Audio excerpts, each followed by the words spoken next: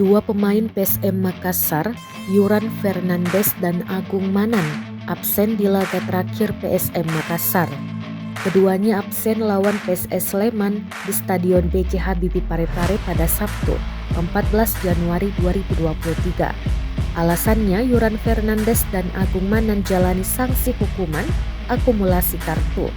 Kini, PSM Makassar bakal menjalani pertandingan lawan Bali United pada pekan ke-19 Liga 1 2022-2023. Laga ini akan berlangsung di Stadion Sultan Agung Bantul, Daerah Istimewa Yogyakarta pada Jumat 20 Januari 2023. Namun belum diketahui dua benteng pertahanan PSM Makassar, Yuran Fernandes dan Agung Manan, siap tampil atau tidak lawan Bali United. Pelatih PSM Makassar, Bernardo Tavares pun menutup rapat informasi kedua pemain ini untuk bisa bermain. Dia mengatakan, lihat saja di pertandingan, 11 pemain diturunkan, awal hanya pemainnya yang boleh tahu, bukannya orang dari luar tim.